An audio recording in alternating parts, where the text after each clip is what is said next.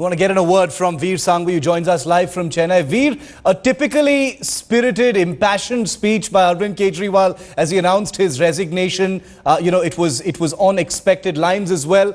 How are you reading what happened today, Vir?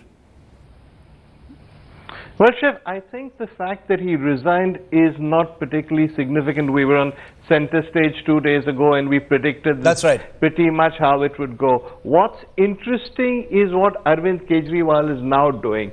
We've already commented on the fact that he's changed his positioning from being the darling of television channels like yours and the media and the middle class and shifted to being the darling of people on the margins of our society, a more leftist positioning. Judging by the speech, the attacks on Mukesh Ambani, the attacks on the BJP, the claim first Sheila, now Modi, what he's really aiming for is something more ambitious.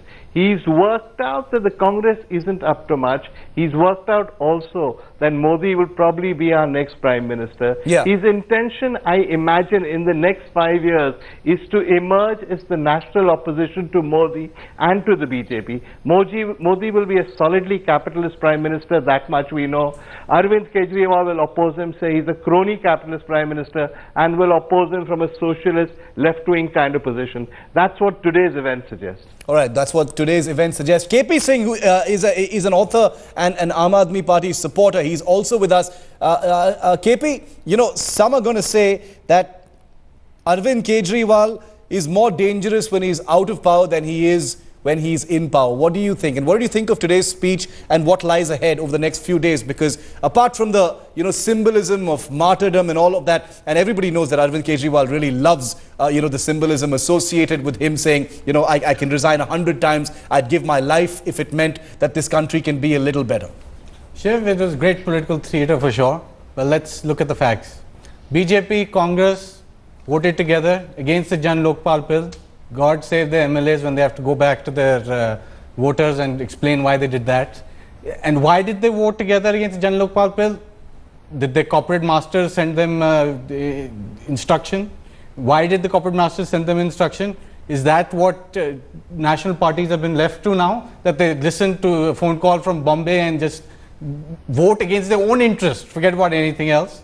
Mr. Kejriwal will take this to the people. We have a general election. Sudhanshu, that's game on. It's that's the message going out. I mean, you can say Nautanki and you can say credibility, but Mr. Mittal, it's at the end of the day there is a point there. How are the BJP and the Congress going to explain being responsible for the Jan Lokpal not going through in the Delhi Assembly? I do not know what the Congress will say. Let us understand the conduct of BJP. We were the ones who pressurized the central government to bring the Lokpal Act, and the central government, in the parliament we passed it. So BJP is for Lokpal bill, we don't need to say that. As far as this is concerned here, what's the state of the central Lokpal bill, sir? From the day one was mala fide. See, did they want a bill or did they want an act? Because at the end of the day, a bill can only become an act when it is approved by the president, which means the central government. All they had to do was to go to the central government and say, this is the provision, you have already passed it, we are bringing it. But they were not interested in the bill to be passed because they thought we need martyrdom.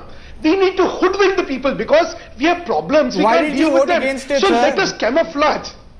Why did you vote against it? He's asking you why the BJP voted against it. This is a lie. You voted against the Jan Lokpal bill, sir. It's on record now. No, sir. Allow me to speak. That is a lie, and let's not perpetrate a lie. We voted against the introduction of the bill in the manner they have done because the LG under section 9(2) sent instructions to the assembly that this is illegal, unconstitutional. And here was a speaker who was not even bringing this advice of the lieutenant governor before the assembly. Till such time we forced him to bring. Then 9(2) says... Some people would call those technicalities, sir. Please allow me to speak. Yeah, quickly finish. I want to get an Abid Rasool Khan then. You may not be committed to democracy. You may not be committed to the Constitution of India. You may not be committed to the rule of law. Because anarchists can do anything.